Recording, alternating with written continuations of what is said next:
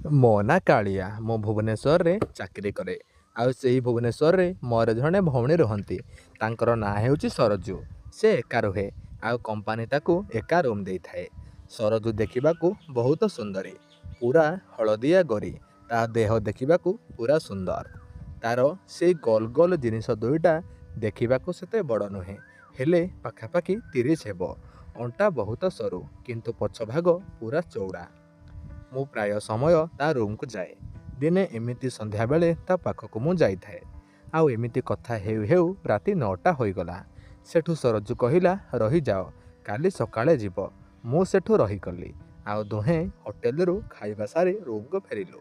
ତାପରେ ଦୁହେଁ ଗୋଟେ ଖଟରେ ଆମେ ଏକାଠି ଶୋଇଲୁ। ରାତି ପ୍ରାୟ 12ଟା ହେବ।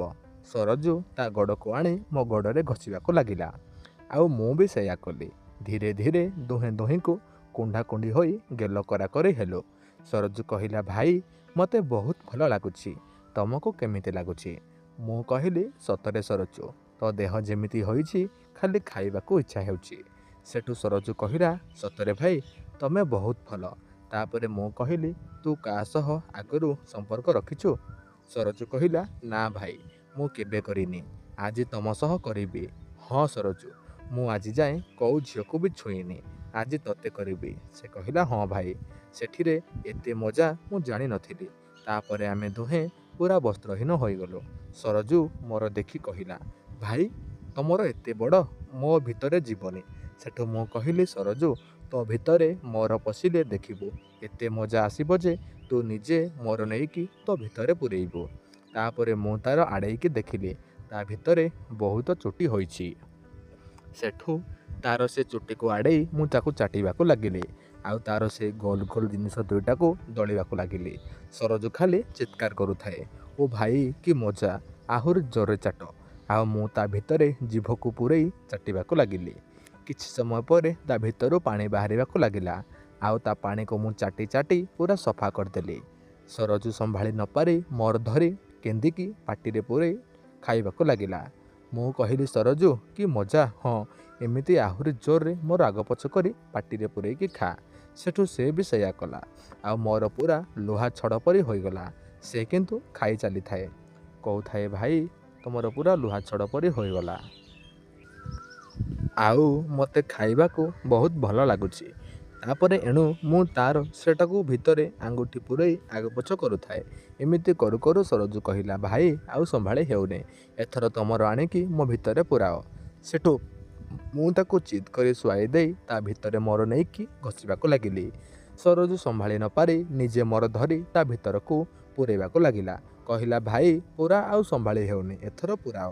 ମୁଁ ସେଠୁ ଏକ ଧକ୍କା ମାରିଲି ଯେ ତାର ସେଇ ଭିତର ପୁରା ଲାଳୁଆ ଥିବାରୁ ମୋର ଅଧା ତା ଭିତରେ ପଶିଗଲା। ଆଉ ସରଜୁ ଚିଲେଇବାକୁ ଲାଗିଲା। କହିଲା, ଭାଇ, ବହୁତ କଷ୍ଟ ହେଉଛି। ମୁଁ ସେଠୁ ଧୀରେ ଧୀରେ ମୋର ଆଗପଛ କରିବାକୁ ଲାଗିଲି।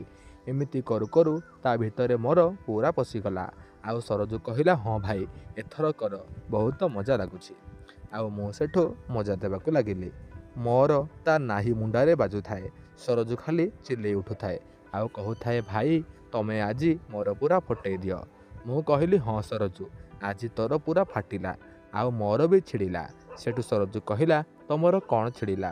ମୁଁ କହିଲି, ମୁଁ ବି କେବେ କାହାକୁ କରିନଥିଲି, ତେଣୁ ମୋର ଅଗର ଚମଡ଼ା ଛିଡ଼ିଲା। ତୋର ବି ସେମିତି ପ୍ରଥମ, ତେଣୁ ତୋର ବି ଫାଟିଲା। ତାପରେ ତାକୁ ଏତେ ଜୋରରେ ମୁଁ ମଜା ଦେଉଥାଏ ଯେ ସେ ମୋତେ କୁଣ୍ଢେଇ ଧରି କହିଲା, ଭାଇ, ମୋର ବାହାରିଲା। ତାପରେ ମୁଁ କହିଲି, ହଁ ସରଜୁ, ମୋର ବି ଏଥର ବାହାରିବ। ସେଠୁ ସରଜୁ କହିଲା, ଭାଇ, ସବୁତକ ମୋ ଭିତରେ ଭର୍ତ୍ତି କର। ସେଠୁ ମୁଁ କହିଲି, ଏମିତି କଲେ ତୁ ଗର୍ଭବତୀ ହୋଇଯିବୁ।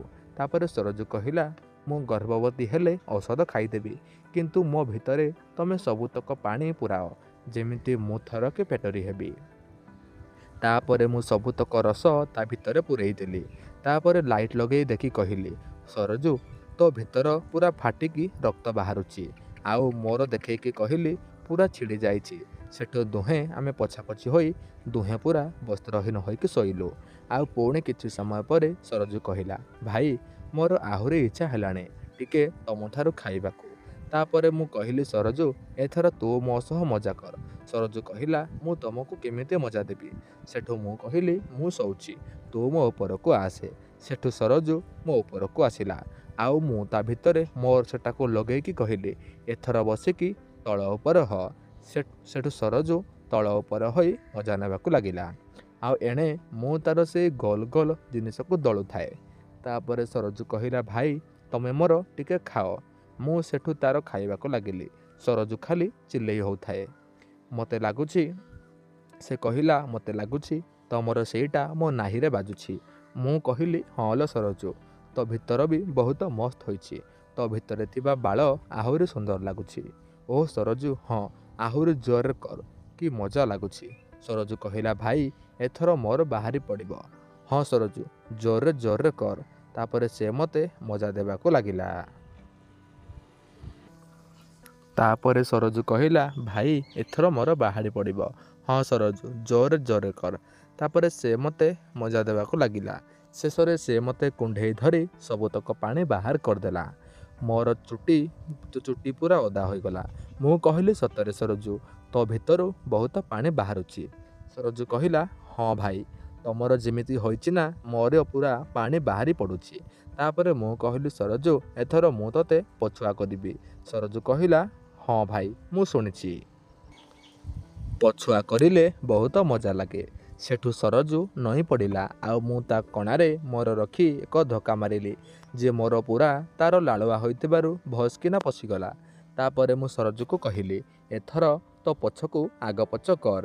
ସେଠୁ ସେ ଆଗ ପଛ କରିବାକୁ ଲାଗିଲା ଆଉ କହିଲା ଭାଇ ସତରେ ପଛୁଆ ବହୁତ ମଜା ଲାଗୁଛି।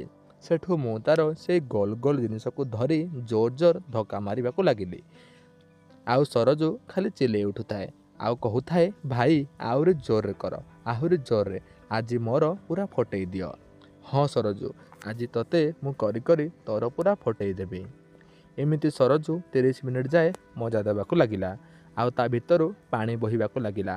ମୁଁ କହିଲି ସରଜୁ ତୋ ଭିତରେ କେତେ ପାଣି ରଖିଛୁ କିଲୋ? ସେଠୁ ସେ କହିଲା ତମର ସେମିତି ହୋଇଛି ଦେଖିଲେ ମୋର ପୁରା ଲାଳୁଆ ହୋଇଯାଉଛି। ମୁଁ କହିଲି ସରଜୁ ଯା କାହା ତୋ ଭିତର ଆଉ ଯାହା ହୋଇଛି ତୋତେ ଜମା ଛାଡ଼ିବାକୁ ଇଚ୍ଛା ହେଉନି। ସେଠୁ ସରଜୁ କହିଲା ଭାଇ ଆଜିଠୁ ତମେ ମୋ ଘଇତା ଆଉ ମୁଁ ତମ ସ୍ତ୍ରୀ। ହଁ ସରଜୁ ମୁଁ ତ ଘଇତା। ଏମିତି କଥା ହେଉ ମୋର ବାହାରିବାକୁ ଲାଗିଲା ଆଉ ସବୁତକ ପାଣି ନେଇ ମୁଁ ତାର ସେଇ ଗୋଲ ଗୋଲ ଜିନିଷ ଉପରେ ପକାଇଦେଲି।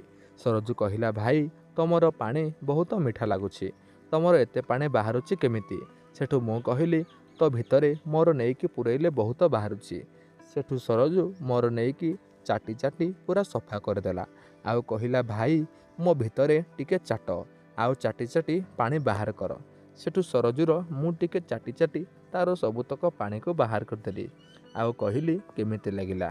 ସରଜୁ କହିଲା ସତରେ ଭାଇ ତମଠାରୁ ଏତେ ମଜା ପାଇବି ବୋଲି ମୁଁ କେବେ ଭାବିନଥିଲି। ତାପରେ ମୁଁ କହିଲି ହଁ ସରଜୁ ମୁଁ ତୋତେ ଶାନ୍ତି କରି ଆଜି ବହୁତ ଖୁସି। ସେଠୁ ସରଜୁ କହିଲା ହଁ ଭାଇ ତମର ଯେତେବେଳେ ଇଚ୍ଛା ହେବ ଆଉ ଆସି ମୋ ଭିତରେ ତମରକୁ ପୂରେଇକି ସବୁତକ ପାଣି ମୋ ଭିତରେ ଭର୍ତ୍ତି କରିବ। ସେଠୁ ଆମେ ଦୁହେଁ ରାତି ସାରା ଆଉ ଶୋଇଲୁନି, ଖାଲି କୁଣ୍ଢାକୁଣ୍ଢି ହୋଇ ଶୋଇଲୁ ଆଉ ସକାଳୁ ପୁଣି ଗାଧୁଆ ଘରେ ଠିଆ ଠିଆ ଦୁଇ ଜଣ ଯାକ ଖୁବ୍ ମଜା କଲୁ। ଆଉ ସେହିଦିନ ଠାରୁ ଯେବେ ଇଚ୍ଛା ହୁଏ ମୁଁ ଯାଏ ଆଉ ସରଜୁକୁ ମନ ଇଚ୍ଛା ଶାନ୍ତି କରେ। ସେ ବି ମୋତେ ଡାକେ ଆଉ ଆମେ ଦୁହେଁ ନିର୍ଧୁମ ଶାନ୍ତି ହେଉ।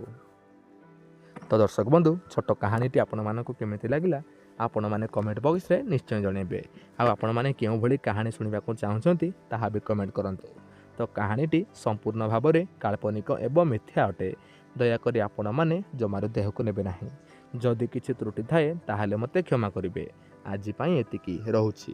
ଦେଖା ହେବା ଆଉ ଏକ ନୂଆ ଭିଡ଼ିଓର ଏକ ନୂଆ କାହାଣୀରେ। ସେଥିପର୍ଯ୍ୟନ୍ତ ବିଦାୟ ଦିଅନ୍ତୁ। ରହୁଛି ଧନ୍ୟବାଦ।